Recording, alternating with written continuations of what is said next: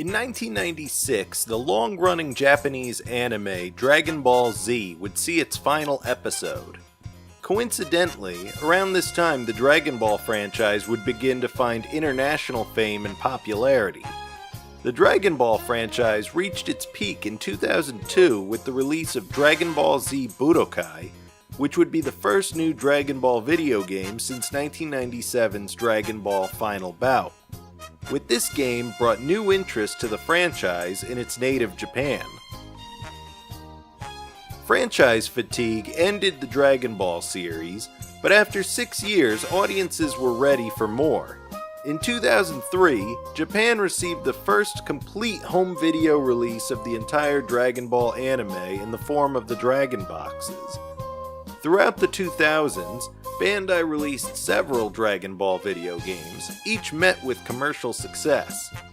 20th Century Fox even bought the rights to produce a big-budget Hollywood adaptation of the franchise. It was at this point that a decision was made to revisit the Dragon Ball series and possibly explore a reboot. Dragon Ball Kai, a refreshing of the Dragon Ball Z anime, was announced in 2009 and premiered a year later. The series featured animation fixes and re-editing for better pacing, including the removal of filler content that wasn't in the original manga. This refresh brought the episode count from 291 to a slim 167. Kai wouldn't be the only new Dragon Ball content, however, as 3 brand new anime specials were released between 2008 and 2011. Fan speculation has led to the assumption that these 3 specials, along with Kai, were a means to reintroduce the Dragon Ball franchise to today's audience while preparing them for what's to come next. The 2008 Jump special, Yo! Son Goku and Friends Return, 2010's Plan to Eradicate the Super Saiyans, and 2011's episode of Bardock each follow a different variation of the Dragon Ball story. One's lighthearted and focuses on the large ensemble cast, the next is action-packed and focuses on the core Z fighters, and the last is a sequel to an immensely popular special that focused on lore and world building. These specials and their different themes can be seen as gauging fan interest for what aspects of the series they enjoy. The release of the movies Battle of Gods and Resurrection F, as well as the anime Dragon Ball Super, all explore the themes presented in these 3 specials. It can be speculated that, while Kai was introducing the characters and stories for today's kids, the 3 specials acted as pilots made for longtime fans of the series. The success of these specials would help shape the future of the Dragon Ball franchise in the years to come.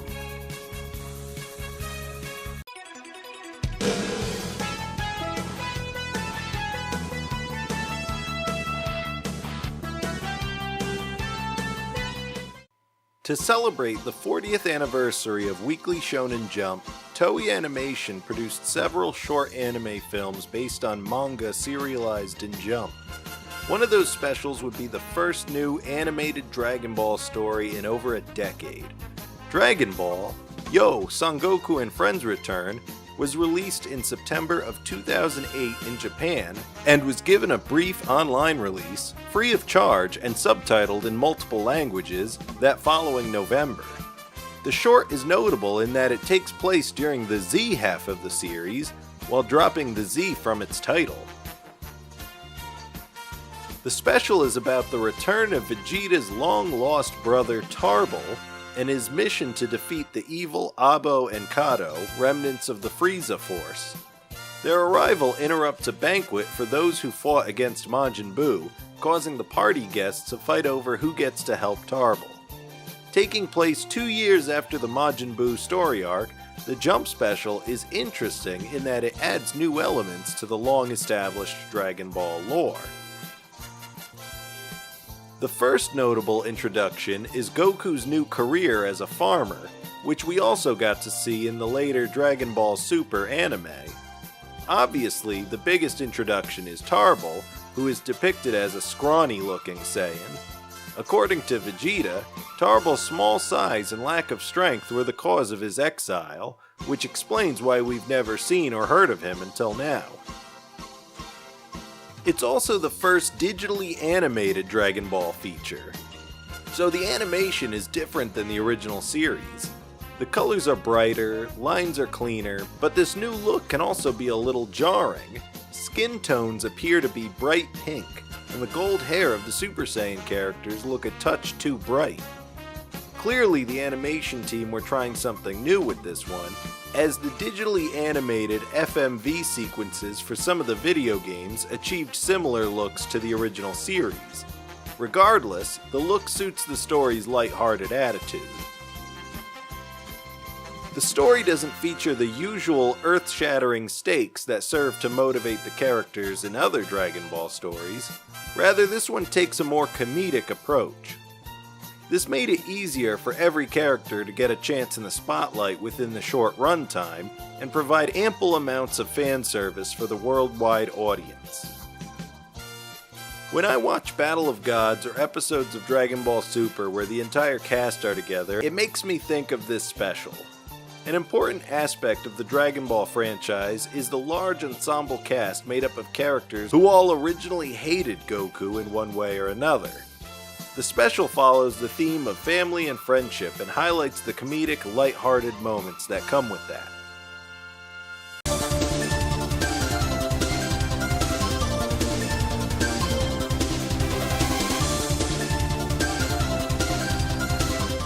Our next special has something of a storied history among Dragon Ball fans.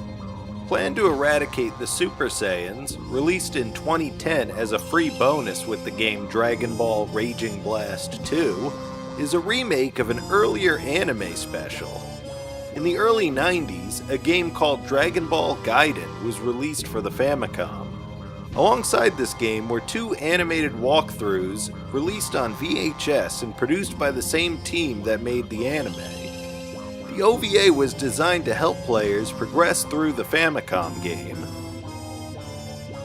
This special would become an early urban legend among Dragon Ball fans on the internet, as it was never released outside of Japan. Funimation, the company that produces the English version of Dragon Ball for the United States, has been asked numerous times about their plans to release the original OVA, and they've never declared any plans to bring it west. During production of the game Dragon Ball Raging Blast 2, it was decided that the special would be completely remade and that its story would be adapted for the video game. Plan to eradicate the Super Saiyans makes a complete 180 from the last Dragon Ball special, as it's action-focused with a more serious story. Dr. Light-Chi, a scientist whose race was wiped out by the Saiyans during their conquest of what would become planet Vegeta, makes a device that would incubate a being who could get revenge on the Saiyans. Goku, Vegeta, Future Trunks, Gohan, and Piccolo fight their way through doppelgangers of villains they've previously faced before making their way to the Dark Planet, where Dr. Light-Chi and his creation Hachiyak are waiting for them. The story takes place during the Cell story arc of Dragon Ball Z, as Gohan is still a child and Future Trunks hasn't gone back to the future yet. There's less focus on character interaction and more focus on head-on, fast-paced fighting. Hachiyak is depicted as an unstoppable behemoth whose power exceeds any other character they've faced by that point. Defeating him requires the Z fighters to work together in a way we rarely see. The biggest problem with the special is that it's much shorter than the original two-part OVA.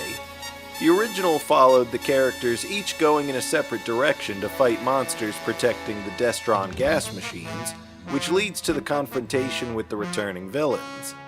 The remake cuts the monsters out entirely and goes straight to the villains. Despite this, Plan to Eradicate the Super Saiyans is still a fun watch that stacks up well with any of the original movies.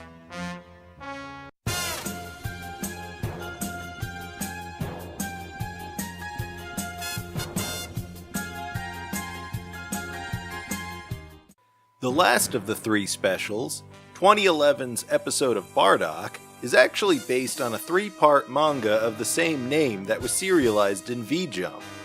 The special is a sequel to the 1990 made-for-TV movie Bardock, the Father of Goku. Episode of Bardock continues right where the previous special ended, with Bardock standing up to Frieza, who is about to destroy planet Vegeta and wipe out the Saiyans. After the destruction of the planet, Bardock wakes up in what seems to be the past, before the Saiyans colonized the planet and named it after their king. Not fully aware of how he got there, Bardock defends the villagers who helped him recover from space pirates led by the evil Chilled. This special is the black sheep of the bunch, as it tries some radical new ideas that don't seem to work out. No explanation is given to Bardock appearing in the past after being engulfed in a planet-sized energy blast. While fighting against Chilled, who seems to be an ancestor of Frieza's, Bardock becomes a Super Saiyan and defeats Chilled, saving the villagers. Barely surviving the encounter, Chilled tells his men to warn his descendants about the Saiyan who could turn gold. This, assumedly, is how the legend of the Super Saiyan got passed down and what would lead Frieza to wipe out the Saiyan race. It would seem that this special was meant to explore the science fiction, world-building elements of the Dragon Ball mythos. Bardock is a fan-favorite character, so it's possible it was decided that he would be the vessel through which the audience would experience the original Super Saiyan legend through. Episode of Bardock came at a time when the video games had already used up nearly every character designed for Dragon Ball. To keep players interested, the developers needed new characters, or at least new variations of old ones. Broly and Vegeta had already been given Super Saiyan 3 forms. Now a Super Saiyan Bardock would be possible with the release of this short. While the short might not be canon, it still serves as an excuse to show Bardock transforming. Oddly enough, episode of Bardock was also included with the video game Dragon Ball Z for Kinect, and it included the first video game appearance of Super Saiyan Bardock. The special itself isn't really all that great, and it doesn't introduce any new ideas to the Dragon Ball franchise. Don't worry about tracking down an Xbox 360, a Kinect, and a copy of Dragon Ball Z for Kinect to watch this. It just isn't worth it. I fully believe that these 3 specials, along with Dragon Ball Kai and the manga Jocko the Galactic Patrolman, served as pilots to gauge the feelings of the fans, especially with the recent announcement of Dragon Ball Super Broly, the movie. It's clear that Toei have put a lot of thought and effort into reviving the Dragon Ball franchise. Toriyama has often said that the 2009 live-action movie Dragon Ball Evolution was the catalyst for his return to the series. My assumption is that he wanted to have control over the franchise's future, rather than leave it in the hands of businesses who only want to sell toys and video games. This hands-on approach has given us some of the best Dragon Ball stories in years, so I guess we have Dragon Ball Evolution to thank for that.